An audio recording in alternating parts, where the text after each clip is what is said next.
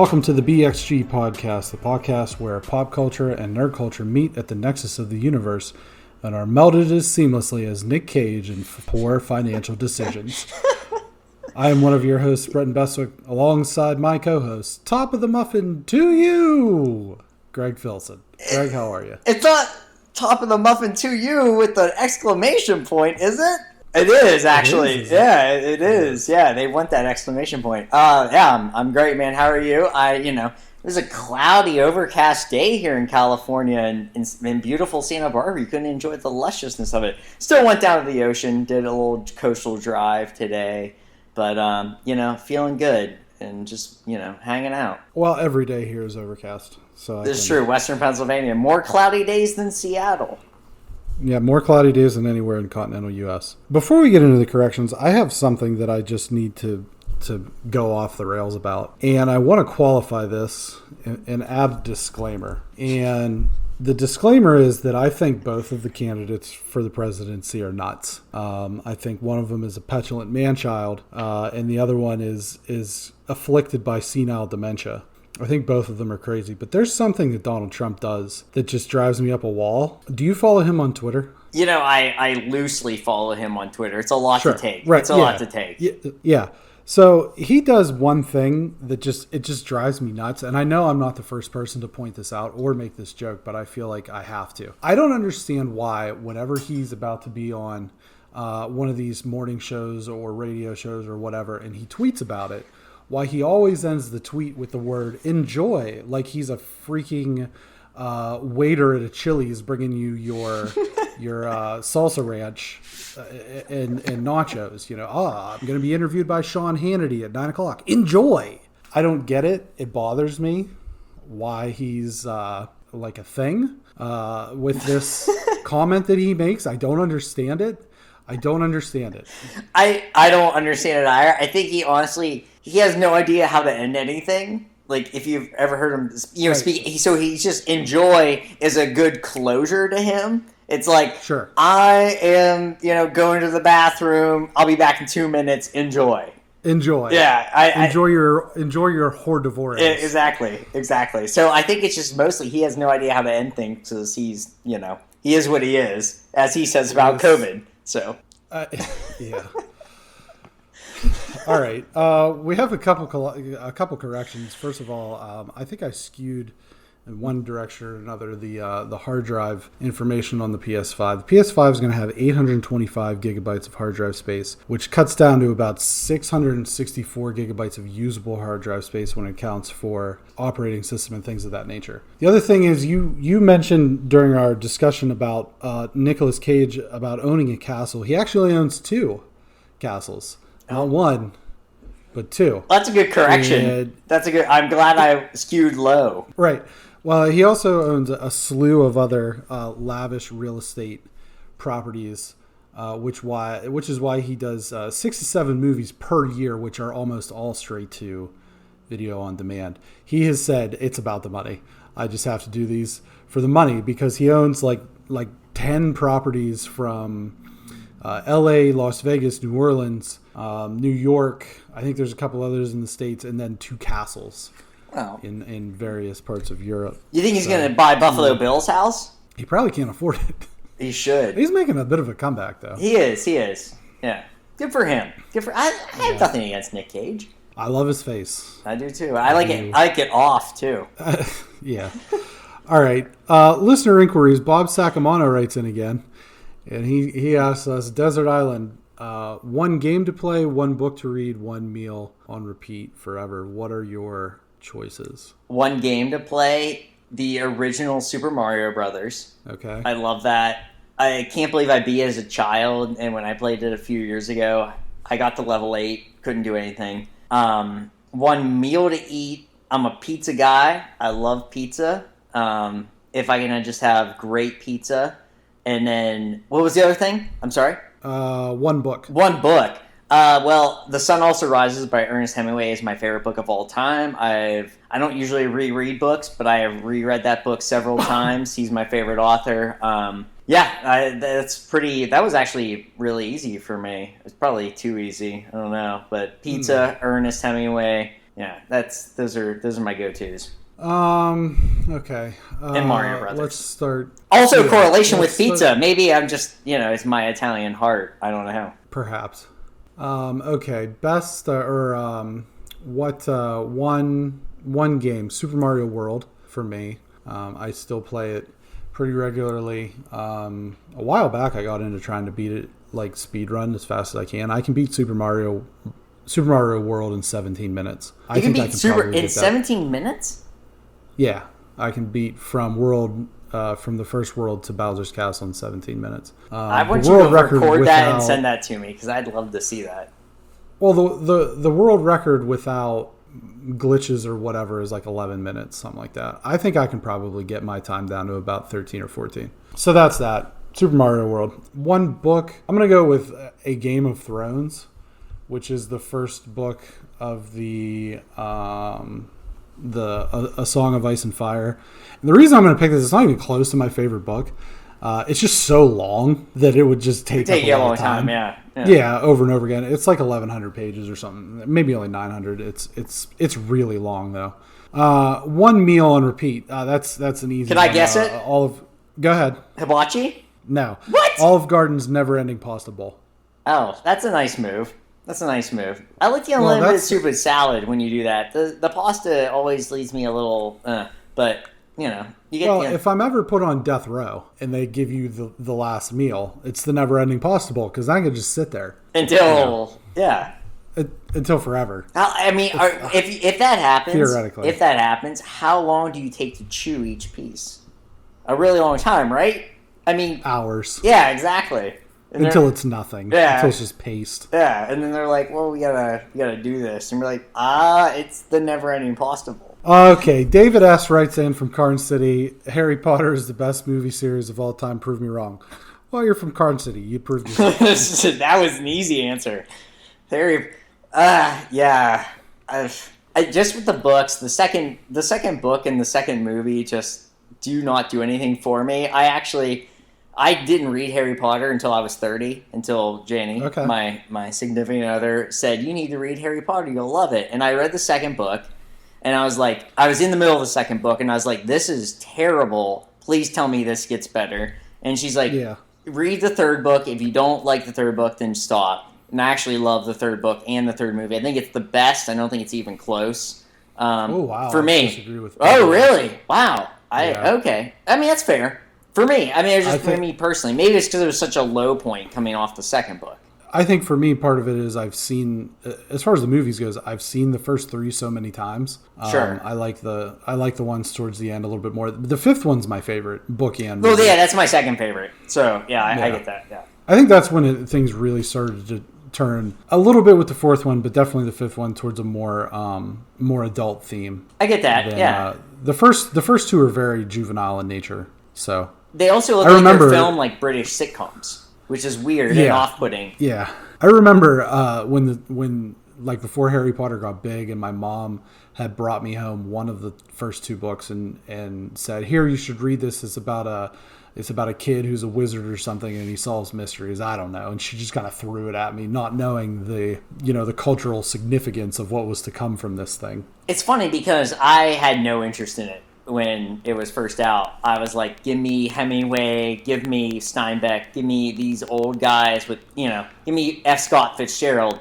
I'm sorry, Sure. And it was like, I was all about that. And, like I said, when I turned 30, that's when I actually started reading these things. And I actually feel like I appreciated it more at 30 than I would have when I was a teenager. Because I probably would have thought it was silly when I was a teenager.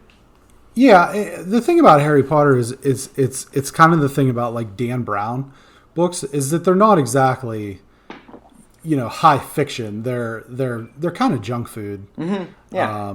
They're kind of junk food books and they're easy to read, and Harry Potter's probably written at like an 8th grade level or something like that, so it's not exactly a something that you're really going to have to wrap your head around, but it's good, and it really was a phenomenon there for many years. There's a really good looking game set in the Harry Potter universe coming out for PS5 and Xbox Series X. And I kind of mentioned this, I don't know, a week or two ago.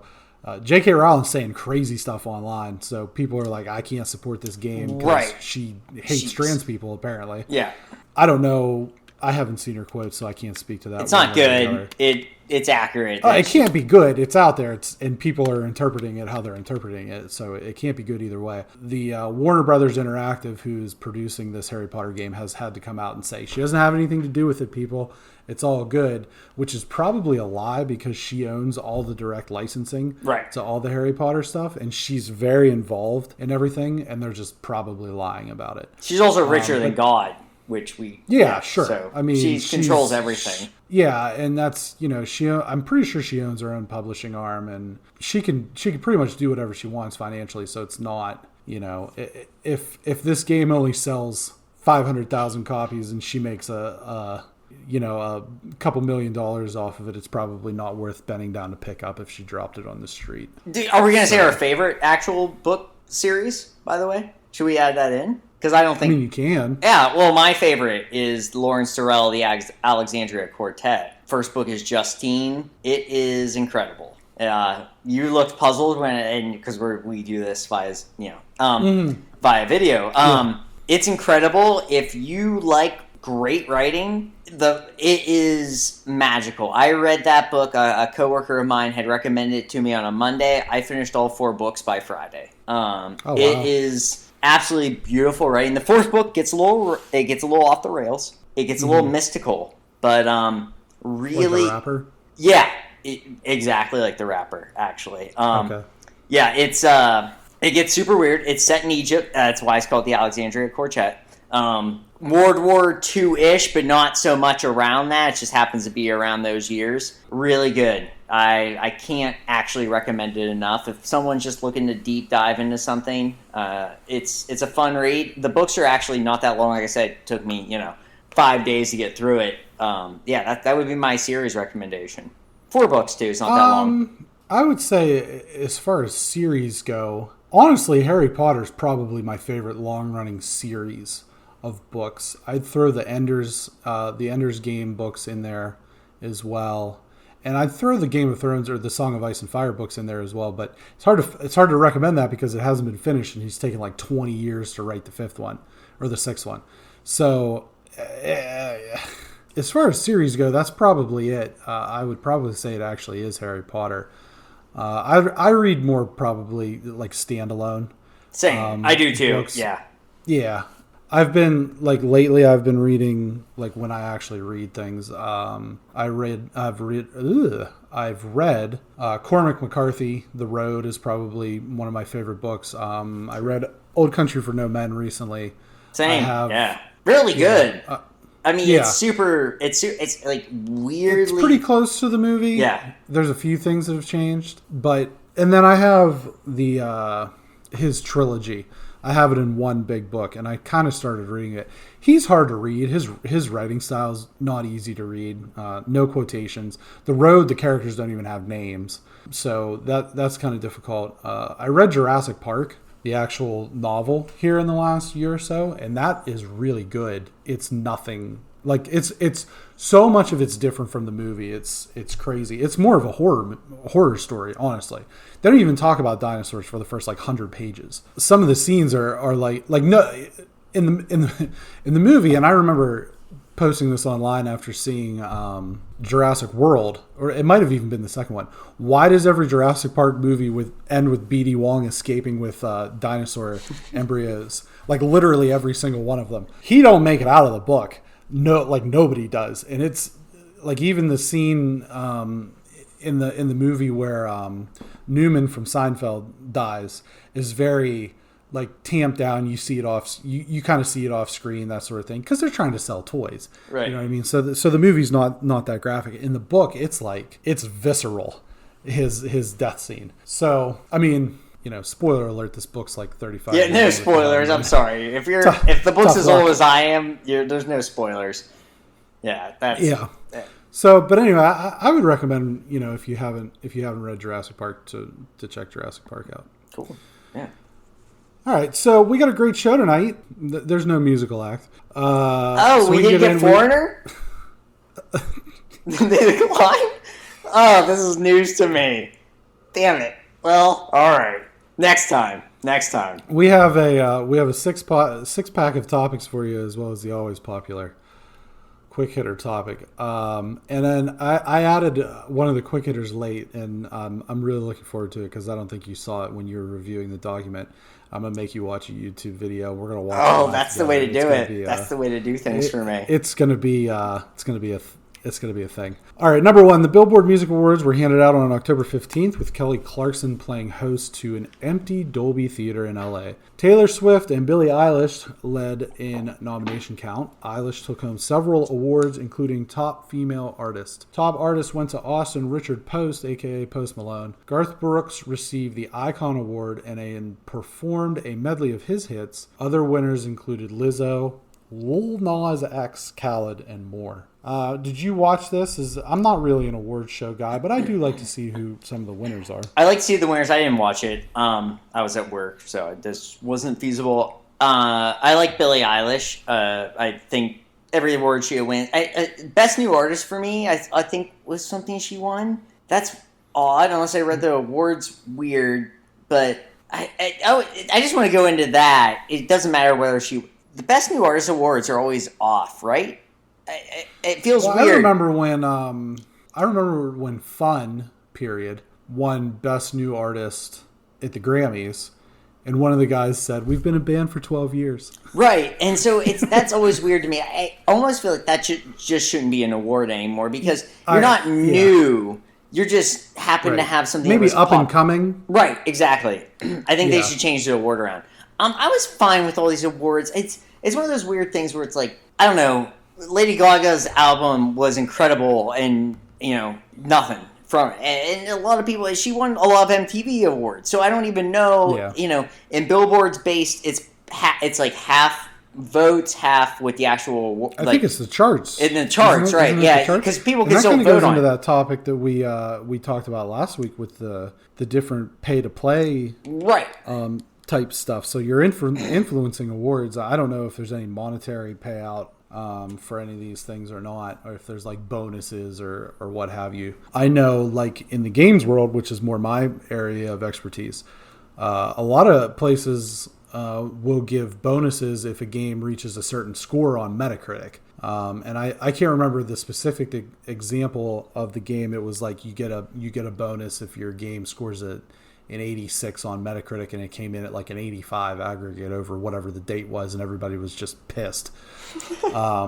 Because that's screwing with their finances, right? Yeah, they were potentially going to get a bigger bonus. So I don't know if that's like a thing. The Billboard thing about these music award shows, man, is that they're really just a vehicle for the live performances. Sure, they have especially the MTV thing. I don't even know if that's a thing anymore.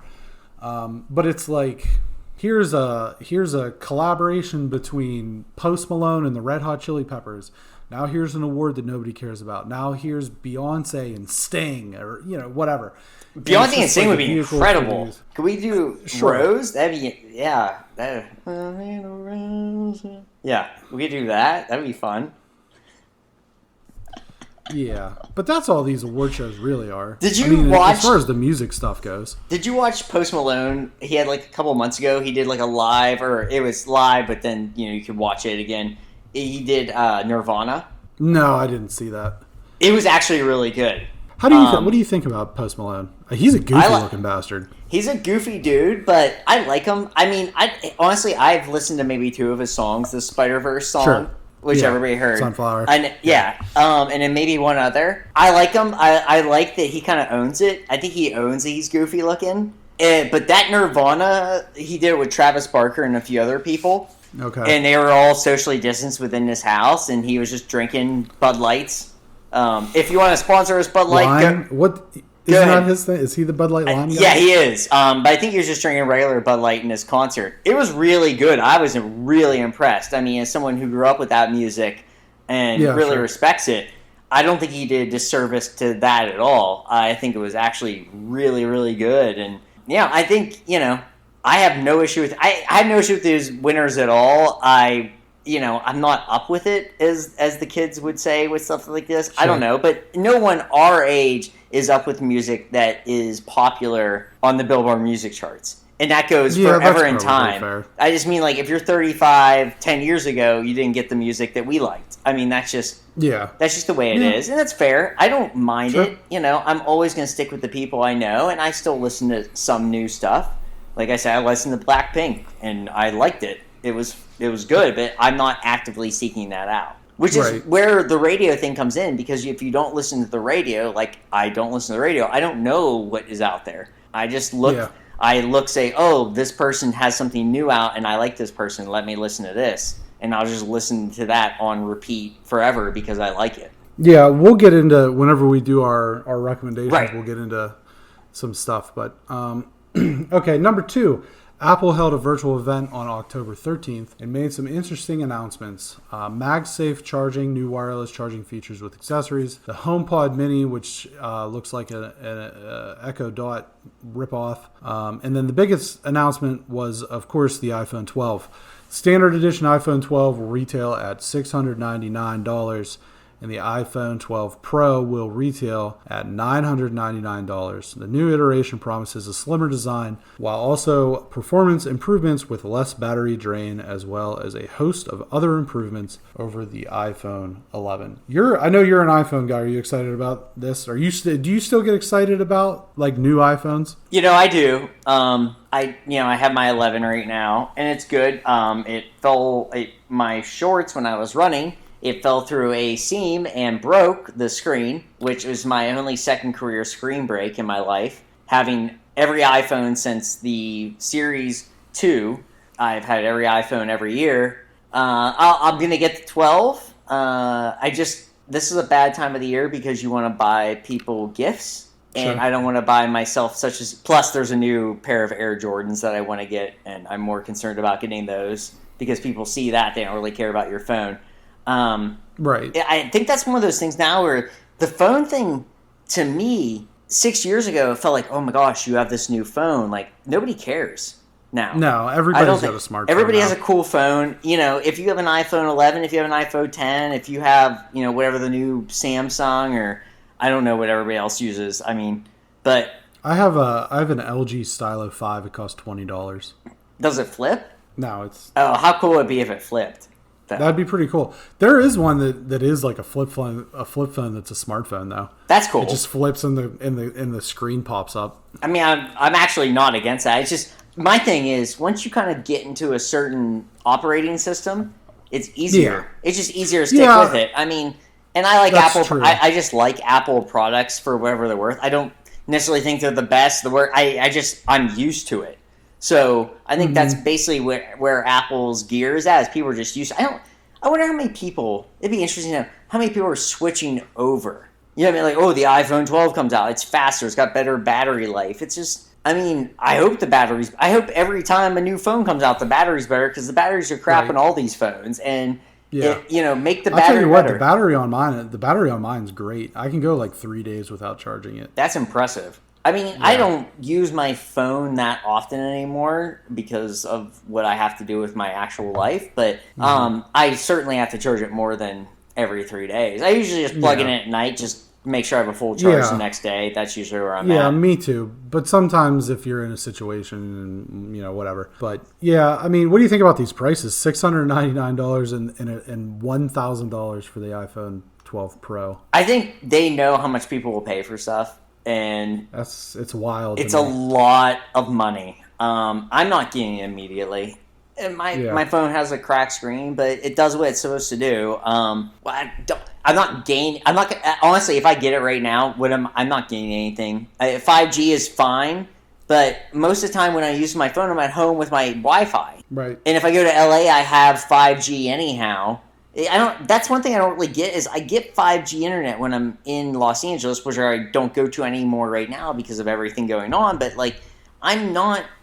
these are things that I'm not sure if anyone's really benefiting because of the world right now. You have to get 5G. 5G is maybe more spread out, but I don't know. It's a cool announcement. I wish it just happened to be during a time where things matter more for this kind of thing. This just doesn't matter to me. I need to spend money on other things besides myself on a new phone. Yeah, and I think that part of it is I think a lot of times they do this time of year, not even necessarily to sell this version, but to maybe sell older versions at a lower cost. Because you can still, we went to upgrade however many, a couple months ago, and they said, well, just wait until October because there's going to be a new iPhone coming out and all the prices on these ones will drop. It's like, okay, well, what are they going to be then? And it's like, well, we don't know, but it's definitely going to be less. And it's like, I look at these prices, iPhone 12, $700, that's $400 or $300 more than a PlayStation. Right. You know what I mean? or $300 more than the discless PlayStation. I'm going to have more fun with that PlayStation. Yeah, exactly. For sure. And it's going to last me longer. So I just think that it's crazy that there are people who are just like, iPhone 12, it's mine. I'm getting it. Yeah. I'm getting the Pro. And I get that with people. It's like, go buy a car. Yeah, I mean, that's another thing too. Like I said, there's these Jordans that are coming out. Yeah. It's $400 more than those Jordans. You know what people give me compliments way more on? My shoes. Because that's one thing I really appreciate is getting cool sneakers, and no one cares. And I'd rather have people give me compliments on my sneakers than my phone at this point in my life. Maybe it's because we're older. I don't know. I'll tell you what. When I switched from iPhone 8 to the Stylo, which is a Droid based phone, the kids at my work just gave me hell for it. You know That's what I mean? Hilarious. Because it's a status thing. Yeah. With the younger kids. I guess. Number 3. Yippee Kai Yaye Brother Truckers. Rumor Willis, daughter of Bruce Willis, took to social media over the weekend to tease a new Die Hard film in an Instagram post with a video of John McClane and a caption that reads, #Die Hard is back, with the words in the teaser that read, one story ends, a new one begins. The last Die Hard outing for Willis was in 2013's A Good Day to Die Hard. Are you a Die Hard guy? I like Die Hard. It's a Christmas movie. The original one. The original. Yeah. Yes. I really like Bruce Willis. And I will say this, he's one of my favorite. I'm a David Letterman guy. I think anyone that knows me, and if you're new to me, I thought David Letterman and Conan O'Brien are my favorite late night host of all time. It's really not that close. I thought Bruce Willis always gave really great interviews or whatever you want to call that on David Letterman. He really knew what he was doing. The original Die Hard is, of course, a classic, and the movies are fine. I've actually seen all of them. I like them all. I have nothing against any of them. Am I excited about a new one? I mean, I don't know. Will I see it? I'll probably see it if we can actually go to the theaters and I don't have to worry about getting it. Yeah, I'll probably see it because I like Bruce Willis because he seems like a cool guy and I want to support that. I guess I'm a diehard guy as much as you can be at this point in your life. If there's a rabid diehard fan, I think this is like number 6, right? Yeah, it's number 6. So it's a 6-pack with our 6-pack of questions. But if it didn't happen, it's not like I was asking for it. Yeah, right. Well, it kind of plays into the conversation that we had at one point in one of the episodes of why can't we make some new stuff? Right. I mean, make something new. We keep going back to the well for Die Hard, and good Lord, there's going to be 10 Fast and the Furious movies. Like, is that something that we all need? I know they make a ton of money. Somebody take some risks. Yeah, it is sad. I mean, the movie industry has been frustrating because I support a lot of the stuff that is not new. Marvel being the number one thing. I guess the thing with Marvel is they do, if you actually read the comic books, which you and I have, those movies are so different than the comic books that those are based off of, that you're getting a completely different plot line. And, even with the Infinity stuff, you're getting a completely different plot line. You're getting way more different things. And, the way that, Cap's departure from those series between the movie and the book and the comic books, way different. In a way that's sort of new content, you're just basing it off of something. But I would love just some fresh content. I really would, because it's so, I don't know, to have another Die Hard just makes me the only reason I want to see theaters is because I just like the one I would love to just go see anything in theaters at this point in my life. It's so weird. I love seeing movies and I can't, and maybe that's my thought on it. I think just to touch on the Marvel thing is they're different than the stories that they come from, but they're still not that risky. I mean, if you put out a movie, Iron Man as Robert Downey Jr. or Robert Downey Jr. as Iron Man, people are going to pay money to see it. There's no risk in that. I mean, I guess you could say that the 3 riskiest movies that they've done is Black Panther is an all-black cast, but even that wasn't that risky in my opinion. It was huge. And I think they thought it was going to be huge, maybe not as big as it was. Maybe Captain Marvel with the woman lead. I know that was, some people liked it, some people didn't. I thought it was fine. And then really, if you really want to say what the risk was, probably the original Iron Man. Because like we talked about, the Avengers and Iron Man and Cap and Thor and those guys, that wasn't the starting lineup for Marvel. So to put him in a movie and then ultimately evolve it into what it was, I mean, that was kind of a risk. But that might be a stretch. I'm not really a diehard guy. I've seen the original. I mean, Hans Gruber, one of the all-time great movie bad guys. Alan Rickman, Severus Snape. R.I.P. His portrayal of Hans Gruber was, it's iconic. But after that, I'll be honest, I haven't seen maybe more than bits and pieces on like TBS or TNT of a lot of the Die Hard movies. The first one's a classic. They kind of fall off after that. I don't think you're missing anything. They are what they are. I don't think I've seen any of the other ones in. I haven't seen, actually, this is funny, I've never seen any of those in theaters. Right. Well, the first one. Right, because the first one came out in like 87, 88. I just had it up. I mean, even if I did see it in theaters, I was just a wee pup. So, right. It was 1988. So I was 3 years old. There's a chance my mom took me to it. I don't think so. I doubt my mom's like, hey, let's go see Die Hard. I think it's rated R. Is it? Yeah, it makes sense. Yeah. There's a lot of glass walking. Spoiler. I would like new content. This obviously is. There isn't a lot of new content. Like any movie that's coming out that we're all excited about. Any movie that's coming out that we're excited about, there's not new content except for Tenet. That's out. Yeah. But I can't see it. Well, I can, but I don't want to because I don't want to go to theater with people because I'm scared. Did you see that AMC is allowing you to rent an entire theater for a party of up to 20 people for, I think it's depending on the amount of people and like time that you want to spend in the theater and stuff like that, it's anywhere between $900 and $250. If it was like $90 to $100, I'm sorry, $99. It was okay. $99. I was like, I would probably do that. Sorry, I misspoke. $99 to like $250. That's not bad. Yeah. I mean, to not get sick and see a movie. Yeah. Like if you came out here, Brenton, and you're like, let's see Tenet. It's you, Melissa, me, and Janie. I'd lay down that $200. Let's do it. Let's see Tenet. And I'll fall over the seat like when we saw Nacho Libre by ourselves. Get that corn out of my face. Number 4, Sony revealed the home screen user interface for the for the PS5. It's never not funny. I'm sorry. I'm not. It's not even that funny. I'm just laughing at your reaction. No.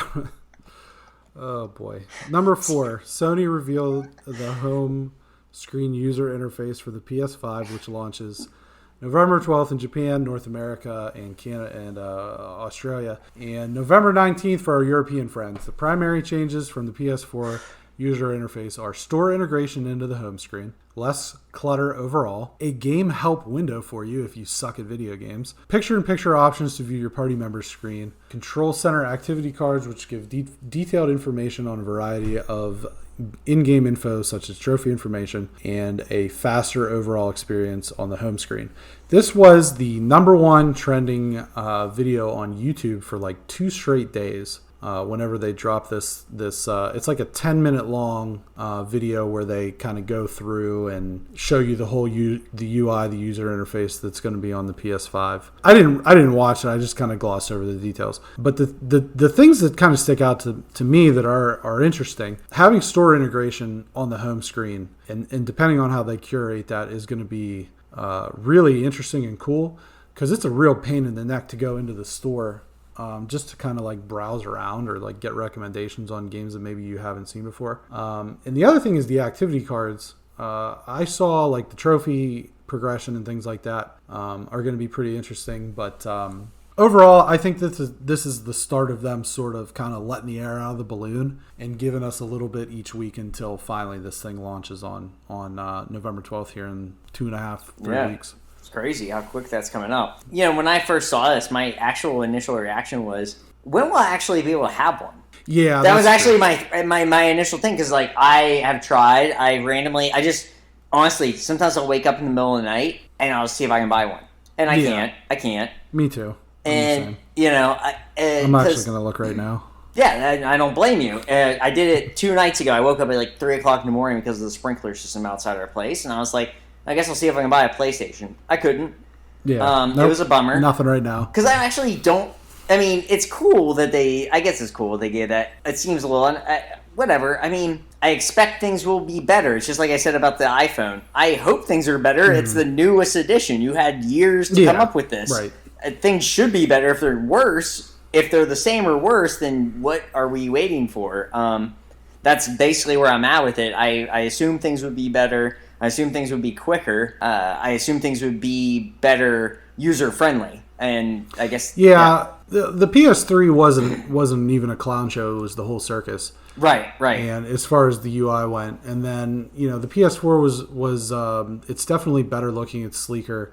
The store is a pain. And at this point, we're on firmware 8.0. It's really bogged down the machines. They don't move that quickly. The store itself is dreadfully slow. So, like you said, hopefully, the expectation is that it's better. I think that they've added some cool quirks. I'm interested to see in the game help thing how that kind of pans out, because it's going to be on like a game by game basis. And so I think you'll see the first parties really take advantage of that. The third parties, we'll see if they do any integration, but it seems like they're almost cutting into that sort of, if you need help, you can't find something, I can't find a collectible, or you're struggling to beat a boss or whatever. I do it all the time. Just click over to YouTube, right, and see if I miss something. It's interesting to see them maybe trying to take a little bit of a piece of that pie. Yeah, I think that's basically what they're doing is. They're like, hey, we know that people will look this up anyhow. Let's just make it happen on our screen instead of another screen. More accessible, I guess. Yeah, and it's also quicker. If you have it right then and there, you can just do it, and that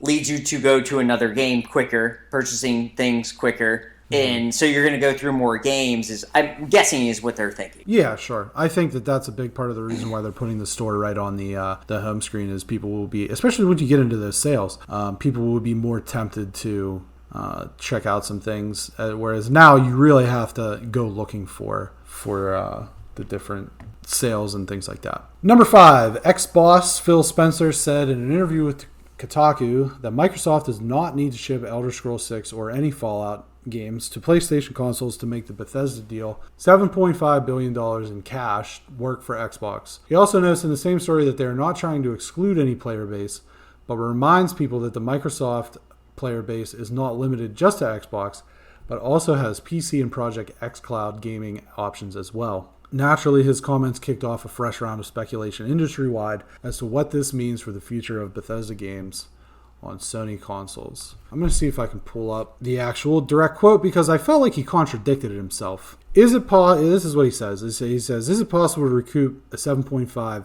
billion investment if you don't sell Elder Scrolls on a PlayStation? He said yes. He replies yes. He elaborates after a pause, making sure to point out that the ZeniMax acquisition was not done to take games away from another player base like that. However, he did say where people are going to be playing in the number of devices that we had and we have xCloud and PC and Game Pass on our console base, I don't have to ship those games on any other platform other than the platforms that we support in order to kind of make the deal work for us, whatever that means, end quote. So, we had said, or at least I had said, that I felt like that this deal didn't necessarily spell the end of these games on PlayStation consoles. However, he's saying that and this is Phil Spencer, the main guy behind the Xbox, that maybe that's not the case, and they're going to keep these games walled behind the Microsoft devices. So, if anything, I think that just makes that $299 machine in the Game Pass all more of an attractive buy if this is the route that they're going down. That's what I was going to say. It's like that's kind of a route you take if you say, hey, if you want this is how you're going to get it, and there's no other way. Which is good for them, bad for everyone else if you don't want to spend that extra money. But, it's not that expensive of a system. If you really care about these things, you want to have both things and you want to splurge a little bit. I get that. Does that still hurt the company a little bit? Because I feel like if you just kind of let those things happen to PlayStation, you're still going to have your Xbox people and you're still going to have your PlayStation people. I feel like you're going to end up making more money at the end of the day. Yeah, I mean, they would definitely make more money, especially if they're going to sell those games on, and we talked about this, I think, in the very first episode. If you sell those games on PlayStation, there's not going to be Game Pass. So they're paying $60, $70 a pop based on what the price of the next gen games are going to be. $70 for, Elder Scrolls, Doom, that adds up big time. I mean, if they feel like that they're going to sell enough Game Pass and enough on PC and Project xCloud and enough Xboxes and everything to recruit, $7.5 billion is a lot of money. Now, and I said this, Microsoft wipes their nose with $7.5 billion. They paid this in cash. It's not like they didn't have to like sell off any assets. They just pulled out. They went over to ZeniMax and handed them a bag with a money sign on it. Yeah, they just got sliced pizza already with this. Yeah, this was nothing. Yeah. So I don't know. Are they worried about it? Maybe. Probably not. I mean, they can do whatever the hell they want. It doesn't matter. Do you think they just don't care? And there's we just do not want Sony to have this and whatever. We could lose whatever X amount of money, but we just do not want Sony to have this. And this is where we're at. Microsoft has positioned themselves in such a way that it appears as though they do not have interest in walling their specific things behind the Xbox banner. They bought Minecraft back in whenever they bought it, 2014 or something like that. It's the highest selling game ever. They continue to sell it on other platforms. It's on PS4, it's on PS3, it's on the Vita, it's on the Switch, it's on Wii U probably, it's on iOS, it's on PC, it's on anything with a screen. Minecraft is on it. I assume it's going to be on PS5 because Minecraft makes boatloads of money. And at the end of the day, these are businesses and they want to make boatloads of money. And so with that being said, I don't know why they would not put these games on PlayStation. But with the same thing being said, why wouldn't PlayStation put The Last of Us on Xbox if they want to make a boatload of money? Why wouldn't they put Ghost of Tsushima on the Xbox? Why wouldn't they put some of these other smaller games that might fit the Nintendo profile a little bit better on Nintendo? I think that that's the direction everything collectively is headed in. It might not be this year. It might not be next year. It might not even be 5 years. But I think we're going to get to a point where all of this is going to be sort of agnostic, and you're really not even going to have machines anymore. You're going to have integration into your TVs and into the chip that goes in the back of your brain whenever they start shoving needles into your spinal column. And you'll just be able to play whatever you want with your brain synapses. Sounds awesome. I think that's the direction we're headed in. I think Microsoft is headed there quicker because they realize that the bottom line is what it is. But he's saying these things. Personally, I think he's kind of saying them. It's shrewd in a sense because we are at the beginning of a console cycle, and he's going to say whatever to sell Xboxes. He can always go back and say, well, I never said that. I never said that specifically. I said it was a possibility, but it's not like he's saying definitively these games are never coming to other systems. So I do think that he's kind of playing the game here a little bit. Yeah, the way you talk about it more, I see that. I also you have to have some sort of competition, right? Yeah. I mean, I think that's part of the name of the game too. And that's, if everything is available on everything, then no one cares. Right. So what's the point? And I think that's part of it, like you said, with the Sony games or with the Xbox games. You just got to have a little competition, and people are going to pick their systems. I think most of the time people pick their systems just because they're used to them. Like I said, yeah, that's probably fair. Well, it's the same thing. And it's, there's a continuity now with, if you told me that you're, hands down the Xbox is a better system and it's got, la-di-da and these games and this price. And guess what? I got 4,000 some trophies on PlayStation. I'm not going to leave just because of that. Because that's where all my stuff is. I've got all these games that are going to move forward. That's the other thing is you have all these systems that are going to move forward with your game library. Why would I get an Xbox and leave the PS4 games that I have behind? All my friends play on Xbox. All my friends play on PlayStation. So it's, if I'm an online guy, if I'm playing Call of Duty or Destiny or whatever with my friends, then I'm going to be where they're at. I think at this point it's you're either one or the other, or you're for the long haul. like I am. I'm a PlayStation guy for the long haul. Or you may dabble a little bit with something else. But I think if your main thing is PlayStation or Xbox, that's in this cycle, PS4 or Xbox One, that's probably where you're going to stay just because of the continuity. And then you, like I said, I may dabble with the Xbox. I mean, $299 is nothing. Can I just say that I'm super lazy and I just like the way the controller of a PlayStation fits in my hand? And when I go to someone else's house and they give me an Xbox controller, I'm like, what is this? Yeah. I don't even know what I'm doing with that thing. You might as well just, I have no idea what I'm doing with that thing. That's how I feel. Yeah. I can play any game on a PlayStation and feel okay with it. You give me an Xbox controller, I have no idea what I'm doing. Right. Well, I'll hand you a GameCube controller and see what that does. It'll probably give you an aim. I'll just probably run through a glass window. Number 6, The Boys showrunner Eric Kripke, I don't know how to say that name, says the Marvel movies can be dangerous as they teach people to wait for a savior and may be contributing factor to the populist politics that are taking place in America. His comments also come about a year to the date after famed director Martin Scorsese spoke against the Marvel movies, saying that they are not cinema and are more like visual theme park attractions. Scorsese later walked those comments back. So what do you think about this? Somebody, taking a shot at Marvel, a franchise that we talk about rather lovingly on this podcast. I don't like taking shots at Marvel. I think it's such an easy target. It'd just be like, oh, this company makes a lot of money and they kind of... Yeah, those movies are also good. People who don't even care about those movies, like us, say, oh, wow, this movie's good. And I think that's where actually I get mad about it, where people are like, oh, you're using, like we said, we want fresh content, and I want fresh content, but I also want my Marvel movies, at the same time. It's okay that we rely on those things. We always rely on blockbusters. Yeah. That's not anything new. This blockbusters have been around forever. Independence Day. Yeah, exactly. That was Jurassic Park. Like you just talked about. These are all blockbusters. Like, I love Greek Wedding. Yes. I have not seen that movie. But I'm sure it's excellent. Chicago. I'm sure. I have seen that. Hairspray. All right, I'm off the rails. No, it's all good. It's all good. I have seen Chicago. I've not seen Hairspray. These are these things where, like, I'm not sure why he said that.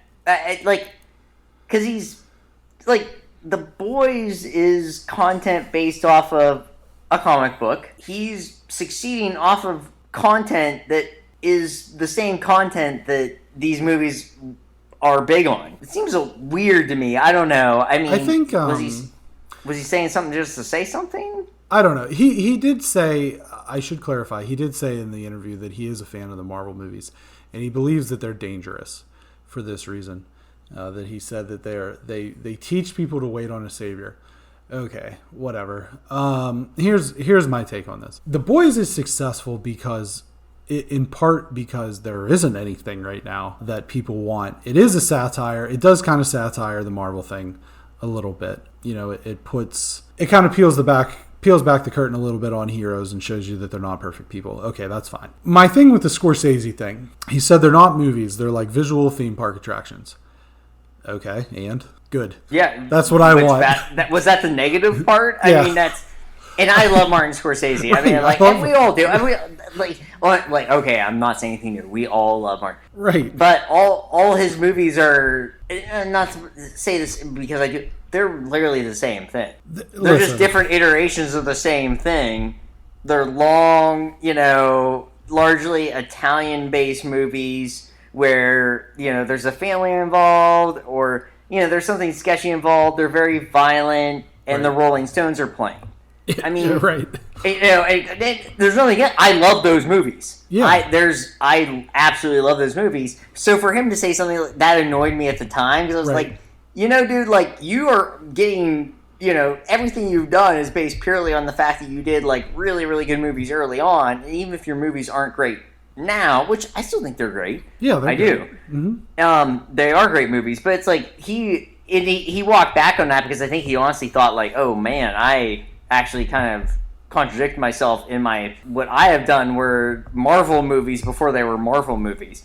His superheroes were just Robert De Niro and Joe Pesci. Right. It was just a different realm of having superheroes. Yeah, I mean, his movies are great. I think that's pretty undeniable. I mean, they're all pretty much masterpieces in filmmaking. And I do get the whole thing where he's saying that, you have two types of movies. You have these big blockbuster things, and then you have quote-unquote films. And some people look down on films because they don't make the money that the blockbusters do, or they maybe don't have the media focus or whatever. So I get that, but at the same time, there's a reason they make the money. The Marvel movies make the money, and it's because the people want to see that stuff. They want to see the spectacle. They want to see the special effects. They want the humor. They want all of it. I mean, they're popular for a reason. And this is the thing. They're also really good. I mean, I'm not trying to be like they're good. I mean, movies. Some of them are. Some of them are. I think for the most part, they're above. I've taken,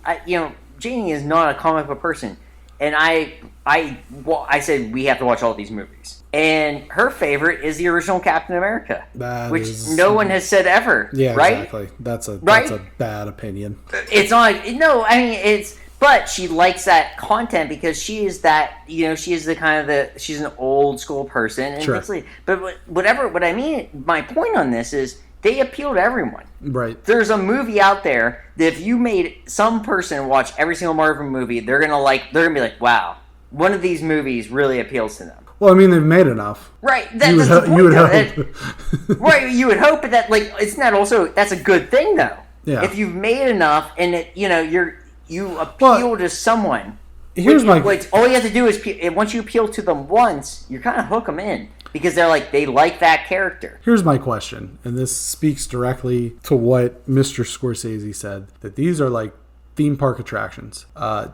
Show me somebody who doesn't like going to Disney World. I was going to say, show me someone who doesn't like go to Cedar Point. Well, that was Ryan roller coasters. Sure, maybe they don't like roller coasters, but still, there's a water park. Okay.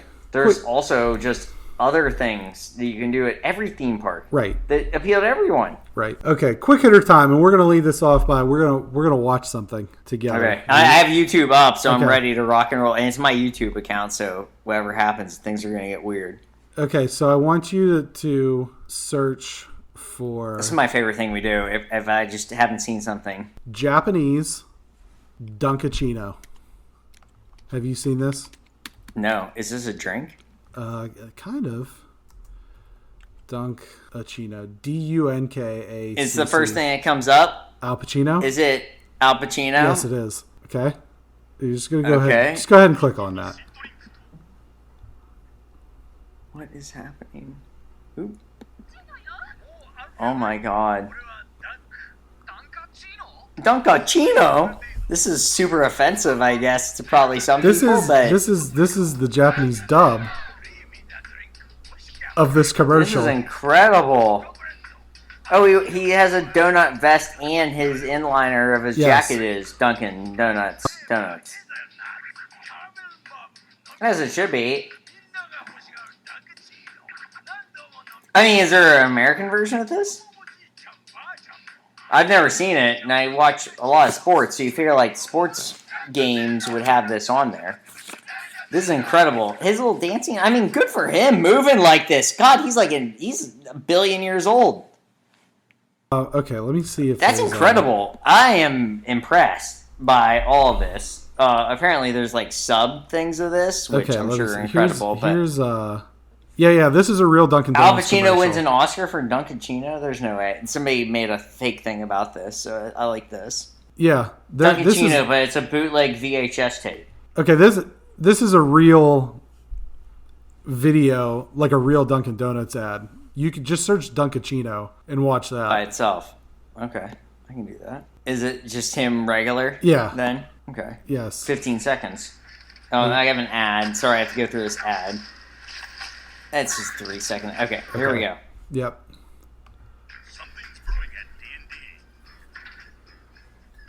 Oh my gosh. Again, if you're listening... It's Dunkaccino! It's Dunkaccino! We're watching this, and it's Dunkaccino. This is incredible. It's Al Pacino doing a Dunkin' Donuts ad.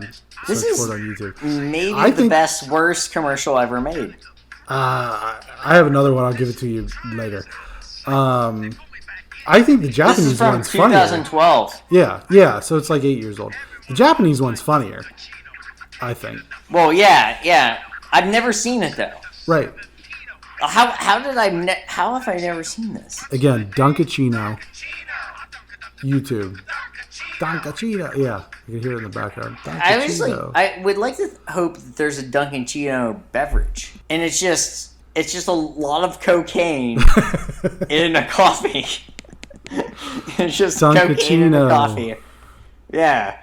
Can I have a Dunkaccino? Would you like that? You have to say it like that, though. You have to say it like, a Dunkaccino. A Dunkaccino. Yeah. Or in Japanese, a Dunkaccino. I was just scrolling through Twitter today. Please watch this, by the way. If you're listening, pause it. If you have to pause us, go ahead and watch both of those. Right. Incredible content. And then come back. Japanese, incredible content. Dunkaccino and then just regular Dunkaccino. I guess just do regular first and then do the Japanese one. That'd maybe make it funnier. It's a dub. It looks like an old Godzilla movie. It does, yeah. Just kind of in reverse. But I don't even know if I want to do the rest of the show now. After that, I mean, we got some good quick hitters. I think, and that's it's the most popular part of the show. So I've been told. Netflix stocks tumble after new subscriber count softer than originally forecasted in July. They anticipated 2.6 million new subscribers. They got 2.2 million new subscribers. No, I'm sad. Wah. I know. Well, that's because everybody just hands out their account to their family. So. I'm going to tell you that's what it is. It's easier to share a Netflix account than it is to share anything else. Yep. And that's what it is because you don't get your germs on that. Right. And as long as the feds aren't listening. We were trying to do that with Hulu, and they kept shutting us down because they were. Huh? I said Dale listen. I said the feds. So. He might be. I don't know. Heyo. Red light. So, anyway, I think a lot of it has to do with Netflix doesn't have any great shows anymore. It's very. I mean, I watched if it doesn't do well, they just cancel it. There's out here, yeah. I mean, Great British Bake Off. I watched that, and that's where I think their movies are better. Watch anything else? The movies are good. The movies are better. I don't know. I think there's so many things to stream. Yeah. HBO Max is good. HBO Max Hulu is good. Disney Plus is great. They're all good. Amazon's great. Yeah, a lot of it. Yeah. So please give us ads. Any of those companies, I will anything. Give us free content. Yeah. Right. So yeah. Yeah. Netflix, you're not doing as well as you wanted to. You're still doing great. Go out there and you're gonna hit this curveball this time. Mandalorian Season 2 Trailer 2 debuted during Monday Night Football. Did you watch this? I didn't watch it during the game, but I have watched it. Are we getting Rocket Man vibes? Remember that movie? Oh, yeah. Is he going to fart through the glass? Is Mandalorian going to fart through the glass and then the child's going to sniff it and it's going to be like his coffee cup moment? Rocket or his Man. Teacup moment? 1990? My dad took me to see that. I saw that in theaters. Wow, I don't think I saw that in theaters. Seemed I might like a good idea at the time. I hear it wasn't good, but I remember seeing it early 90s. I think I saw it in the theaters, but I was very, very young. Because I was like, ooh, I saw the commercials. Like, I love rockets because I'm a kid. Yeah, I like rockets and I like flying. And there's this guy in this costume that seems like this is fun. And I saw it. I don't remember anything about it, but that's the vibe I got. If we don't get Boba Fett, though. Well, and that's what I was going to say was they said in the trailer, or he said that he has to find more Mandalorians. I just assume that's going to be, one of them's going to be Boba Fett. I just assume it. I think everybody will be really let down if that's not the case. Do you think the child isn't Yoda and we meet Yoda? That'd be fun. Well, no, because it takes place between Return of the Jedi and whatever crap. Oh, right, that's right, yeah. So yeah, it's not Yoda. It's just everybody calls it Baby Yoda because Yoda's the only race we've ever seen. So what I meant to say, Dunkaccino. So do you think we meet Yoda? No, he's dead. No, he dies in Jedi. I thought it was. Do you think we get a Yoda appearance though? No. You don't think we get any kind of Yoda appearance? No. I think we do. I think we get some sort of like past Yoda appearance where he talks to the child. Nah, I don't think so. You don't think so? No. I think we still kind of. I think maybe there's a little, like because it's Star Wars and it's Star Wars and nobody stays dead. Right. That's what I mean. Yeah. So that's I don't know. I mean, it wouldn't shock me if we get a little. Just how fun would it be to have the child and Yoda in the same room? I think at the most father son, but not really. It would be a Force ghost, but I don't think that's going to happen. I wouldn't. Do you love when in the preview when everybody thinks they have the Mandalorian all, and then Baby Yoda, the child, just says, "I'm done with this," and he just unlocks everything, and just everyone goes down. They give this in the preview. So who knows what the child does actually in this season? Yeah, we'll see. Because that's going to be incredible. I think what he does is going to be. It's going to be next level stuff. I just want as much Carl Weathers. Well, we all want. Here's the thing. I'll weather the weathers. I'm going to tell you, the bad guy who was revealed at the end of season 1, played by Giancarlo Esposito, who is, of course, Gus Fring from Breaking Bad and Better Call Saul. Here's a mild spoiler for you. He's the bad guy in The Boys season 2. He loves being a bad guy. One of them. Well, he's terrifying, and so he is terrifying. He's It's because he's so calm in all of his roles that makes him so menacing. He doesn't get high, he doesn't get low. He's pretty much just the same throughout. Now, I would criticize in the sense that the character that he plays in The Boys is as far as his temperament and everything is very similar to Gus Fring. Now, that's just, is he maybe like a bit role and that's what he plays? Maybe, but he's terrifying as a bad guy. He's very imposing. He's very menacing. And we haven't seen him, I don't think, in either of the trailers. Right. Yeah. That's interesting to me. I think this might be... I think we're up to something amazing coming from this. I mean, the first season was awesome. We both loved it. Right. I think this second season, because we're getting a lot of really good stuff in the previews. Yeah. In the trailers. So who knows with the actual show? Because Disney knows what they're doing. If that's one thing, for whatever criticize, they know what they're doing. They know how to give us previews. They are up to something amazing with this. Yeah, we'll see.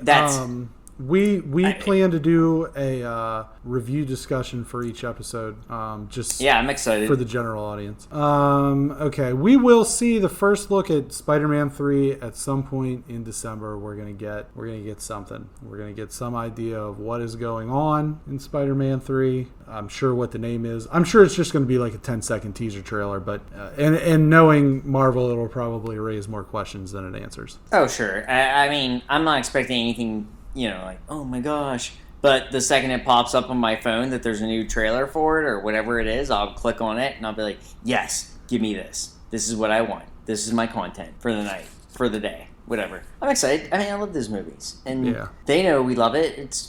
Like we keep saying, until Marvel lets us down. Right. We'll keep marveling. It'll be marvelous. It's going to be marvelous. I gotcha.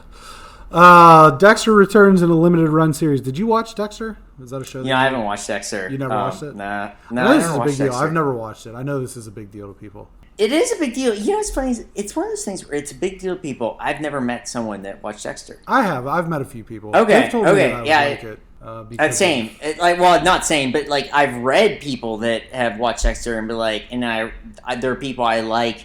Whether it's, whatever website it is, where I'm like, normally I like their content and whatever they promote, but I've just never watched it. I've never, put the energy towards it. This is just too much content. I think that's part of the problem. That is part of the problem. I know what you did last summer is getting a TV series. Okay. That is part of the problem. That there's just too much stuff. And I know what you did last summer. Nobody asked for that at all. In the first season that it takes Dunkaccino. Dunkaccino. Hopefully, everybody's just in quarantine and social distancing. and that's what they did last summer. Can I add something real quick? Please Chris do. Turner had a stolen base tonight, so everybody gets a free taco. Everybody from gets a Taco Bell. There you go. Yeah, next Wednesday, the 28th. Yeah, steal a base, steal a taco. Taco Bell. If you want to sponsor us, Taco Bell, please do. We would love it. We would gladly promote. Who stole the base, stole the taco? 2016 World Series, Francisco Lindor.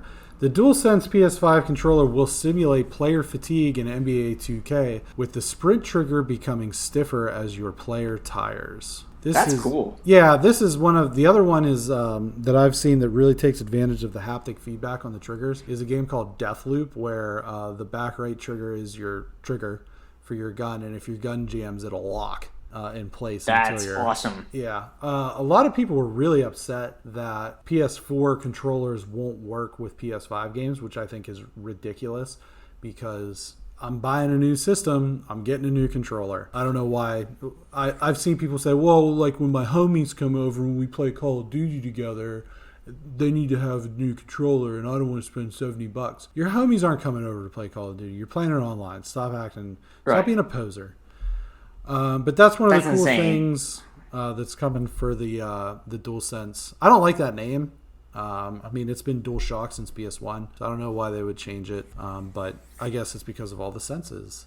It's very sensitive. But whatever. I mean, that's cool. I like that. I think that's cool. Food-scented face masks are becoming a thing, and you provided a link here, foodbeast.com. for information. I did see somewhere along the lines that there was a so I see chicken-scented chicken. I did see a bacon one as well. Yeah, I guess bacon. My thing is, like, do you want to smell that all day long? Like, I don't want to smell citrus. Any particular. Well, citrus would be okay. Hibachi. Yeah. I don't want to smell hibachi. That's too much. That would be too much intake. I do. I work at a pizza restaurant, and I love pizza. Like I said, my final pizza. I honestly don't want to smell that all day long. And like when I take my mask off, when I get in my car after my service, I can't wait to not smell that smell. Yeah, sure. It's in there. I'm sure there's people out there that they don't have to wear their mask that long. So if you're just hopping into your grocery store and you're popping that mask on, and you smell your barbecue chicken, that's fine. Yeah. But that's gotta mess with your sense of smell too. So that's you shouldn't actually be able to smell through your mask. So that's a good thing. But that's gonna just be weird. I'm as a person who enjoys the food life. I'm not for this. I feel like it either is going to be gag inducing or it's not a positive. And I'm not sure where this comes from. People like things that smell like things. I guess. I just feel like it's straight on your face though. Like I don't mind a candle in the room. Right. But I just don't go over to a candle in the room and just start huffing it like I'm huffing a bag of glue. Not that I do that. Oh man, yeah, I don't know. I think it's just Charlie reference, but yeah, Always Sunny. Yeah, I like you said, I think it's like if it's just for a second, like you're just running in somewhere. Yeah, give me that Reese's peanut butter cup smell and mask, but not all day. I don't think I'd like that. Okay, media recommendations. What are you watching, listening to, all that fun stuff? The number one thing that I'm doing is Sturgill Simpson's new album. It came out after we recorded last week that he had a new bluegrass album. It features some of his previous songs plus other ones. It's called Cutting Grass. It's incredible. Cutting Grass. What about a fresh cut grass smelling mask? I'm allergic to the actual thing, but too. if my mask smells like that, that's not actually the worst thing. Because I like that smell, I just don't like what it does to me. Album's incredible. If you like Sturgill Simpson beforehand, you're gonna fall in love with this album. It's, for all things 2020's been terrible at, for me musically, it's actually been a really good year for music with the people that have come out with new music, with Dua Lipa, Lady Gaga, The Killers, Taylor Swift, and now Sturgill Simpson, and I'm still waiting. There's a possibility that a John Mayer album comes out this year. Good stuff. Cutting Grass, incredible. It's 20 songs. It's volume 1, so we have a whole other volume that we could be coming with. I'm very excited. Still watching the Great British Bake Off. We had a sad send-off. I'm not going to spoil anything just for anything, but it was a sad send-off. A lot of fan favorites out there. Great episode. It was Chocolate Week. White chocolate, which isn't even really Jason chocolate, Williams was involved. Yeah, exactly. Number 55, Sacramento Kings, out of the alma mater of Florida. He played at Marshall, too, I think, right? Yeah. Yeah, he did. He I don't think also anywhere. My roommate in college played basketball with him, actually. Okay. So that's a weird thing. And I went to college at Point Park in Pittsburgh. Yeah. Shout out the Bisons. Oh. But, yeah. I don't know what they're doing. I thought the Point Park's the Bisons? Yeah. I don't think I knew that. Because of the rich heritage I thought they were like the of Pioneers. Bison. Well, they were the Pioneers, but the Bisons were the actual mascot. They were the Pioneers, but the Bisons was the mascot. So I always just called them the Bisons because it was weird that they were the Pioneers, but it was an actual pioneer. Yeah. It's not like a bison found anything new. The bison was always there. So far as we know. Right. But Pioneers is the actual mascot. I called them the Bisons because that was my thing that I did. Because we weren't actually a sports school.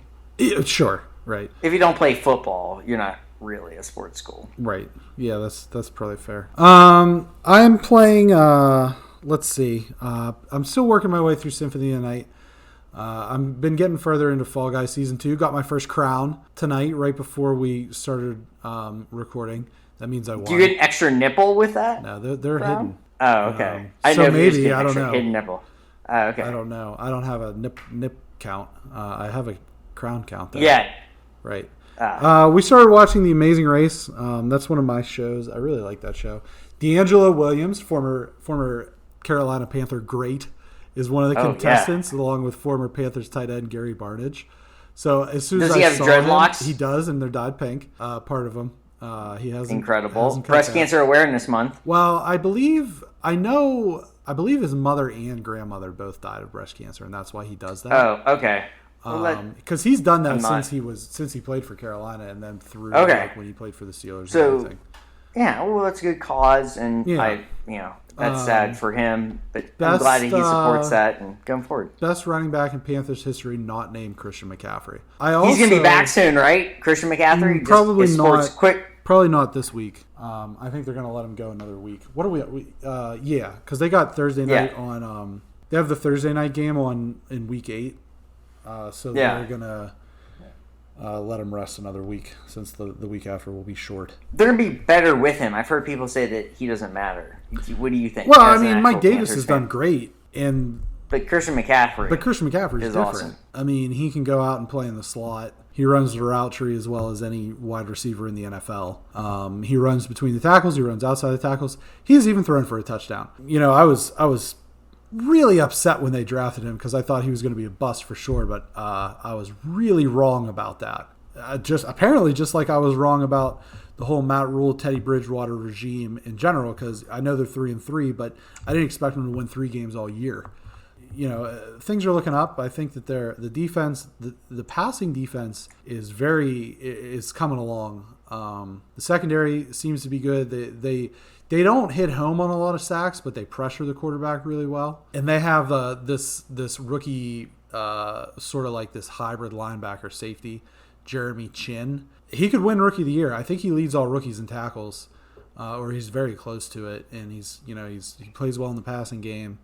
High quality player. So things are looking up in Charlotte. Now, aside from that tangent, I do want to talk about a movie that I watched and then an album I've been listening to. I'll start with the movie.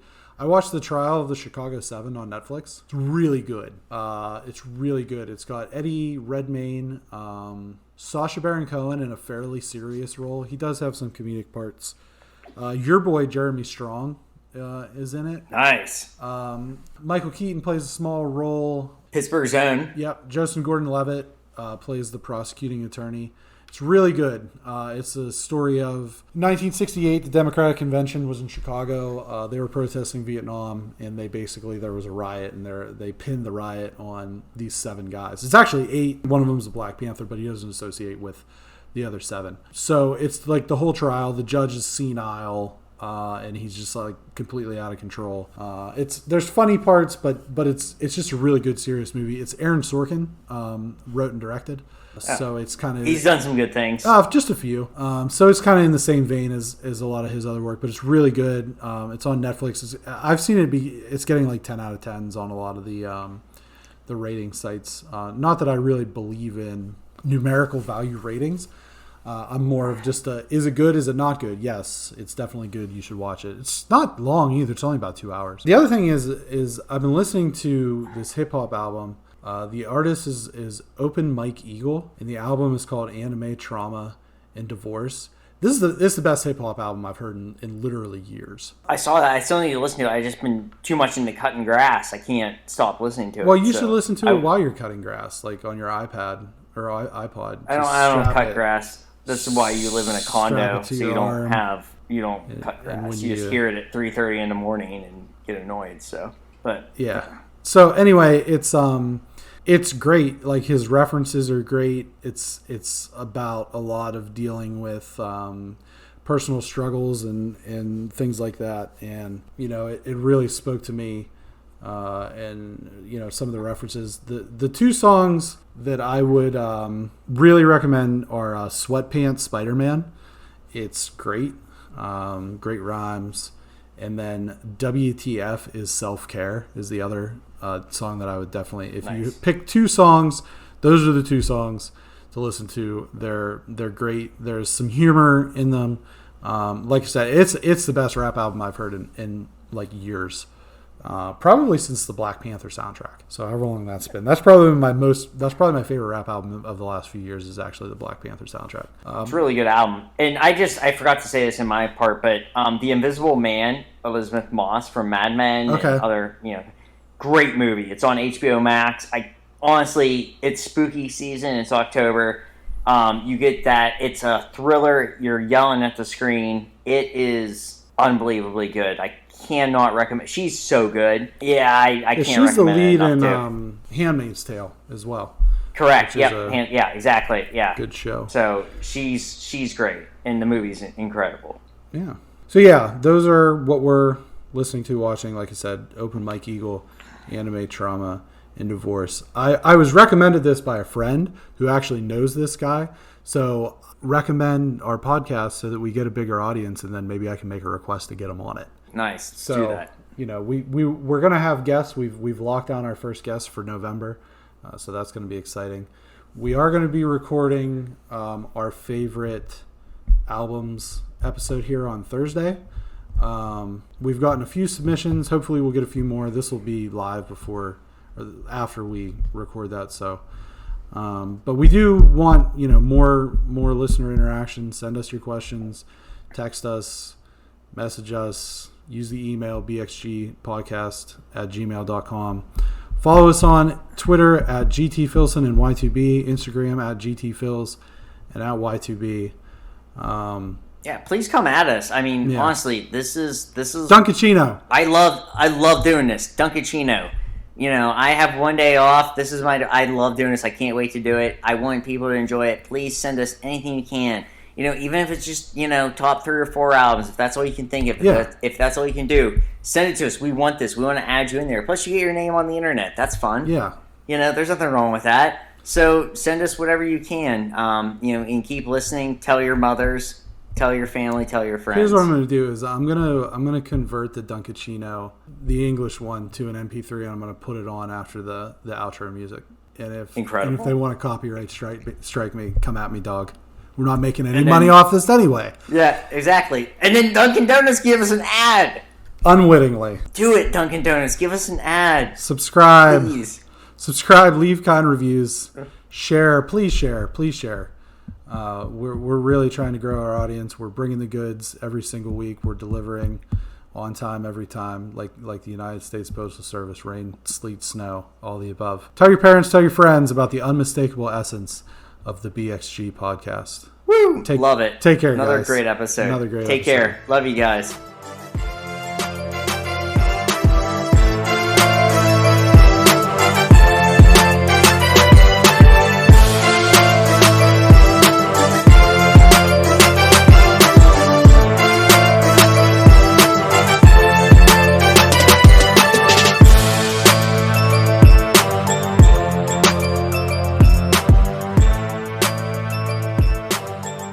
Something's brewing at D&D. Wow! Al Pacino! It's not Al anymore. It's Dunk. Dunkaccino? Don't mind if I do. What's my name? Dunkaccino! It's a whole new game. Dunkaccino! You want creamy goodness? I'm your friend. Say hello to my chocolate. Attica, hoo-ah, lucky light. This whole trial is out of sight. They pull me back in with hazelnut too. Caramel swirl, I know it was you. Everyone wants my Dunkaccino. Can't get enough of my Dunkaccino. Kids from 7 to 17 lining up for my Dunkaccino. What's my name? Dunkaccino! Dunkaccino.